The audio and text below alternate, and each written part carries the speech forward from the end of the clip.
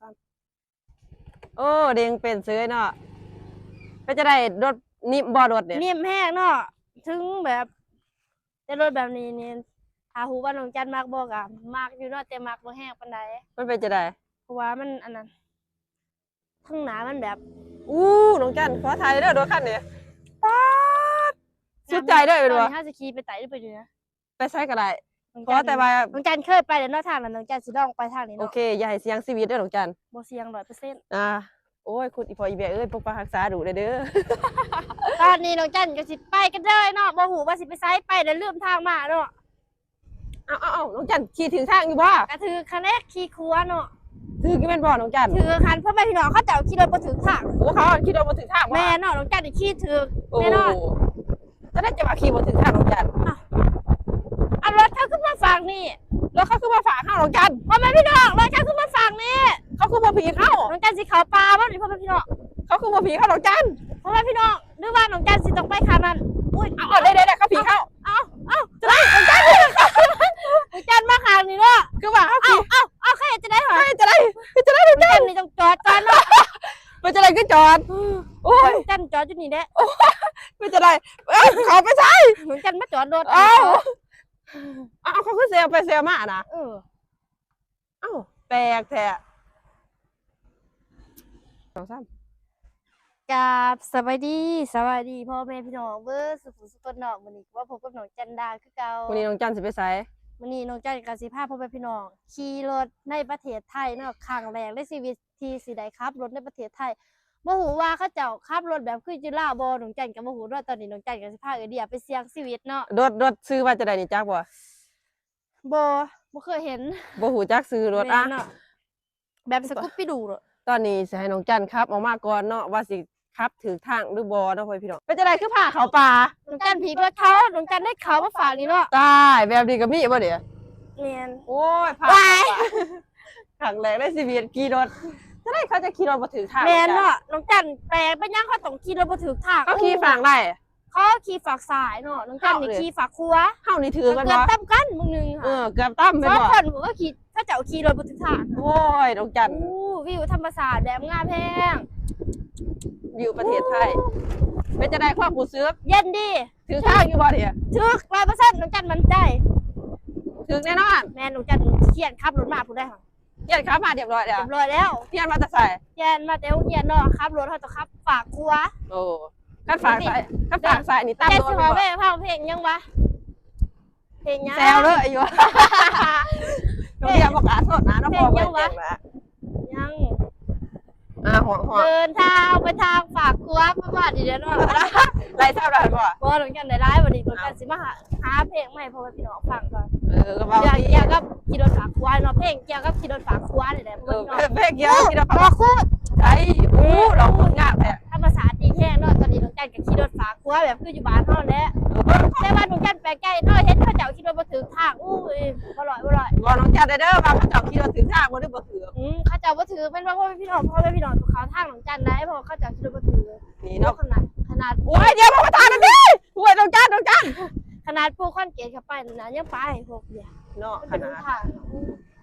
เสียลายเป็นวะ แบบนี้น้องแบบน้องโคตรเขียดมีเขียดบ่วะพ่อพี่น้อง โอ้เดี๋ยวเสร็จป้าป่วยพี่น้องรถแตงค่ะอันนี้รถแตง ไม่รถจักรผัว ป้ารถแตงค่ะอันนี้ ต ป้า อนนี้น้องใจกับสิพาพ่อพี่น้องขี่ไปเบิ่งเลยเนาะ น้องจันพ่อพาลงถีบแน่นอนเป็นบ่ บ่ลงหรอกน้องจันนี่มาใกล้เติมแล้วนี่ ใกล้เติมเลยแล้วนี่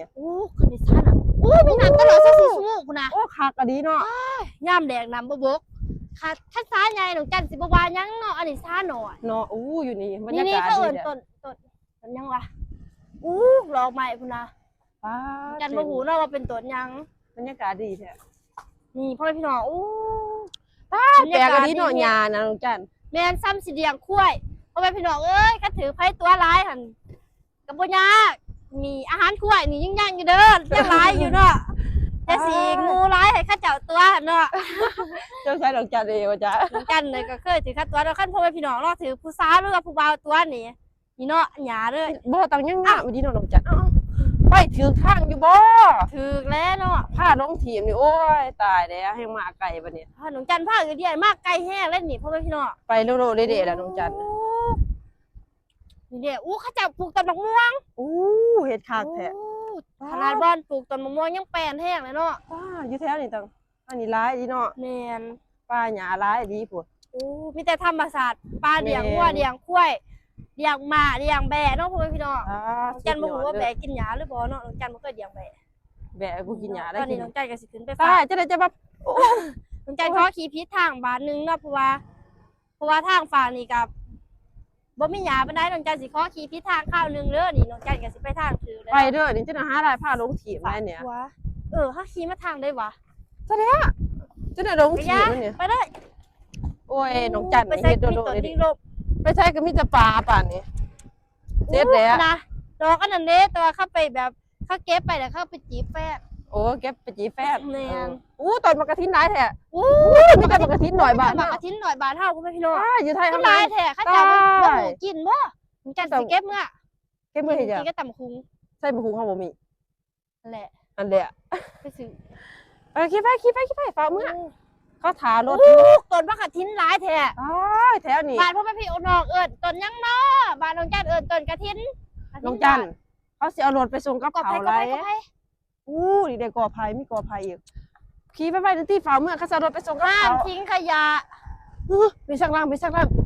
โอ้ยน้องจันนี่พาน้องเดียลงถีบแล้วพ่อพี่น้องเนี่ย เมื่อทางไหนเนี่ย เสียจะไรบัดเนี่ย อ้าว น้ำทิ้ง เมือง ขยะ งามแท้โอ้น้องจันขี่รถมาจนเพิ่นแห่พ่อพี่น้องลืมทางเมื่อ จะได้น้องจันบัดเนี่ยทางเบิ้งมีแต่ปลาแต่หลวงเสียจะไรบัดเนี่ย เมื่อทางซื้อเลยบ่ได้ไปทางพี่ พี่จิจักมึงเบิ้งขี่รถ เพราะว่าพี่น้องเริ่มทางเมื่อ ตายบอกทางน้องจันเน่เสียจะไร บ มา อก กทางหนุนกันเลยว่าเมื่อทางได้ มึงเบิ้งอุ้ยน้องจันรถเข้ามาอุ้ยไปทางไหนก็มีมาอุ้ยจะได้ไงบัดนี้น้อง จ จั อน ยพี่น้องไม่หอนตนหามเดือดอยู่ไทย ตัวหามเดือดป่ะเนี่ย เมียน น้องจันขี่รถมาทางนี้รถเข้ามาหะนะเขาสิมาต่ำหะได้เขามาทางนั้นได้หะ ข่อยขี้ถึงทางเลยได้ผักครัวเนี่ย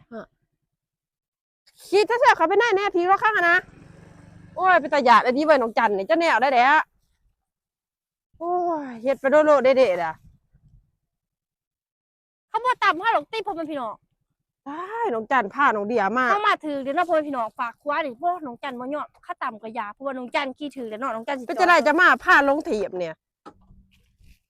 ฮะ ลงทีบเด้อพ่อแม่พี่น้อง พี่เอ๋ยว่าสิมานำกับบ่ให้มาเฮ็ดจะได้ แม่เนาะพี่เก๋ว่าสิมานำพาขายพี่เก๋เฮ็ดเบียร์เนาะ ตายแล้วเบิ่งเบิ่งพ่อพี่น้องจะสิไปทางไรมีแต่ป่าโอ้ย รถข้าเจ้าก็มา เฮ็ดโดนกระจากกระมาบัดนี้แสดงว่าเขาขี่ถือทางอยู่บ่เนี่ย แม่นแสดงว่าขี่ถือข้างเนาะเด็กขนาดข้าเจ้ายังขี่ฝากครัวแล้วพ่อแม่พี่น้อง น้องจันเฮ็ดจะได้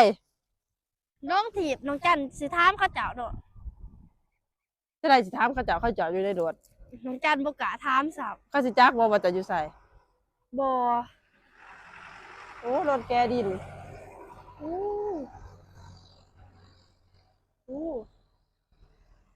ผู้หญิงและน้องจันครับโอ้ผู้ชาย